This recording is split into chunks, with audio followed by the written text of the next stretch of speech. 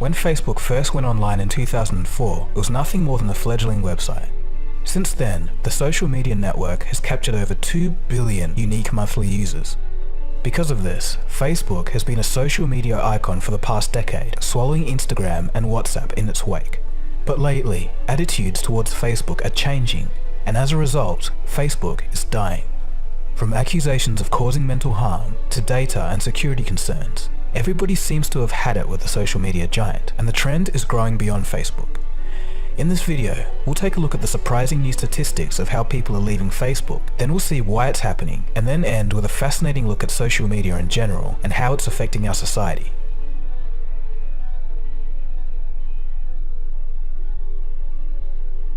So how exactly is Facebook dying? Young people are leaving Facebook in droves. According to recent data by the Pew Research Center that sampled US Facebook users 18 and up, 42% have taken a break from the social network for several weeks or more. To add to this, 44% of users aged 18 to 29 deleted Facebook's app in recent months. It might take some time for Facebook to MySpace itself, but 44% of young Americans deleting the app is very alarming for Facebook. It shows an incredible shift in attitude. In fact, I'd say a lot of the remaining people on Facebook only keep the app for the Messenger function or the events page feature. This research data could be a stark leading indicator for the company and social media as a whole. People are just over Facebook, and some are getting sick of social media in general. It was the first thing I would do, in the morning. When you catch yourself going for that phone, like your eyes open, and like even before your first thought or impulse to pee enters your head, the phone is the first impulse. That's sick. It was making me unhappy because you're always thinking about all these other people. You're worrying about all these other people, what they're doing, and you're not living in the physical world. But you don't even think about what's in front of you. People are in front of you. The physical world. And I have this feeling too that spending so much time on social media actually impairs my thoughts. I feel like I don't think as clearly or as freely because it literally just is a distraction. So let's take a look at some reasons of why the social media giant is rapidly falling out of favor. Empathy is the ability to feel or understand another person's perspective. It's putting yourself in someone else's shoes, basically asking ourselves internally, what if that was me? Empathy is one of the major elements of humanity that prevents us from displaying animalistic tendencies.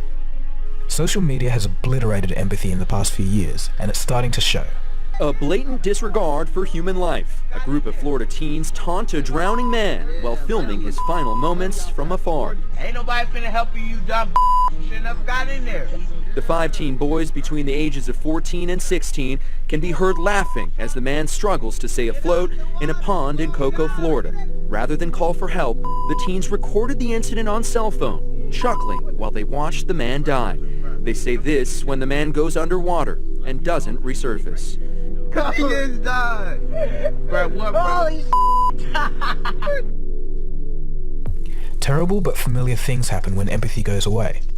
As empathy destruction continues, you'll start seeing angry swarms of people demanding death to another person without fully understanding the circumstances or taking the effort to comprehend how the accused was feeling when they did or said something controversial. You've probably seen this kind of thing all over the internet recently. Of course, there are political and social movements riding on top of this, but I have a hunch that empathy destruction is close to the heart of why this is happening. The reduction of empathy is even more evident in younger developing minds. But neuroscientists in BC may have found answers in science. When you're engaged with your phone or something external, these areas that are involved in daydreaming and thinking about your own thoughts and feelings shut off. The answers may be in the brain. See that blue area of the brain? That's the area that learns empathy. What they found is that those areas that learn empathy are only active when you do nothing, when you daydream. And that's something today's teenagers don't do. Kids are constantly engaged with their technology, their phones and the internet. They're not activating these brain areas that are important for self-reflection and reflecting on other people and allowing that empathy to emerge. The Institute for Social Research found college students to be 40% lower in empathy than those in the 1990s. The study looked at things like helping a stranger carry their belongings, allowing someone ahead of them in line, or just helping a friend. Another study found that modern students seem to be much more self-concerned, individualistic, competitive, and confident. While some of these traits are good in small doses, when overrepresented, they can be quite negative. On average, 18 to 24-year-olds spend 12% of their life on social media. With those kind of numbers, there has to be some impact. High social media use has been linked to anxiety, depression, and stress. A 2015 report by Penn State University Center for Mental Health recorded a drastic rise in the 3 diagnoses. The reason for this state of affairs can be described as follows. When on social media, our expectations of life are sky high, and that's because of what we see. Everybody looks and is perfect. They're always doing something cool, and it becomes oh so easy to ask oneself, why isn't my life like that? It can be said that comparison is the depletion of joy. To add to this, millennials and Generation Z have a tougher lot in life. Lower earnings, inflation, and scarce job prospects make a dream lifestyle difficult. There becomes this disconnect between reality and perceived reality, which can result in great sorrow. But the truth is, those perfect moments that are posted by others are very carefully selected, and things may not be so perfect behind the scenes. Most social media platforms, and Facebook in particular, take part in hacking human nature. Engineers at these companies have exploited the biological dopamine reward pathways in our brains just to get us to spend more time on these sites. For example, a person might continue to scroll on Facebook because finding a post that they enjoy releases dopamine, so they'll keep scrolling until they find it. Likes, comments, and shares also release dopamine in our brains. Unfortunately for some, this can lead to a very real addiction, similar to chemical dependency on drugs. Who worked with Mark Zuckerberg to develop Facebook with a bombshell claim. How do we consume as much of your time and conscious attention as possible? It's a social validation feedback loop because you're exploiting a vulnerability in human psychology. The 38-year-old mogul admits he, along with other pioneers of social media, knew what they were doing. We understood this consciously, and we did it anyway. You've probably noticed that the internet is turning more and more divisive. Nobody can seem to talk to each other without getting angry. But why? Apart from low empathy causing detachment from other points of view, there might be another additional reason, the Dunning-Kruger effect. The Dunning-Kruger effect was proposed by David Dunning and Justin Kruger in 1999. It states that if a person has limited knowledge on a topic, they'll be extremely confident in what they're saying and grossly overestimate their abilities. But as the person gains more knowledge, they might begin to realize that things are much more complicated than they first thought. As more knowledge is gained, one becomes less sure about what they're talking about. They only start to become confident again when they approach expert levels of knowledge. As you can imagine, internet discussions aren't full of experts. So if we apply this theory to social media conversations, we should expect to see this. The people who know the least will be commenting the most because they're the most confident. And those who have the most knowledge will be more likely to stay out of comment wars because they're less confident. As for the true experts, they're few and far between.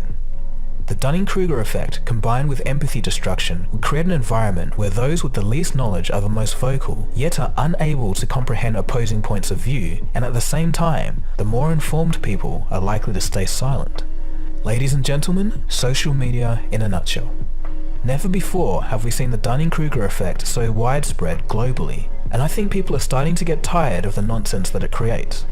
But combining this phenomena with social media makes this problem go a whole lot further. Here's former Facebook executive Chatmath Palhapitiya talking truthfully about how social media is ripping the very fabric of society apart. You said that this is a time for soul searching in social media businesses, and you were part of building the largest one. What soul searching are you doing right now on that? I feel tremendous guilt, even though we feigned this whole line of like there probably aren't any really bad unintended consequences. I think in the back, deep recesses of our minds, we kind of knew something bad could happen. But I think the way we defined it was not like this. It literally is a point now where I think we have created tools that are ripping apart the social fabric of how society works.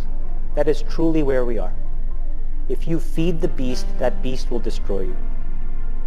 If you push back on it, we have a chance to control it and rein it in. And it is a point in time where people need to hard break from some of these tools and the things that you rely on. The short-term dopamine-driven feedback loops that we have created are destroying how society works. No civil discourse, no cooperation, misinformation, mistruth. This is a global problem. Mental health concerns and the disintegration of civil conversation have been brewing for years, but I think the most recent reason for the exodus in Facebook was due to the Cambridge Analytica scandal. People just didn't like their personal information being taken and sold in the open market. This was the straw that broke Facebook's back. It was the privacy concerns that finally woke people up. So what can we conclude from all of this? At first, it seems a little confronting, but on the bright side, people are starting to understand that social media isn't healthy if misused or overused. And that's generally how society works. We discover something new and then realize that it's not good for us. And then eventually, we swing back to an equilibrium. Even Google and Apple have implemented something called digital well-being in their latest versions of their smartphone software.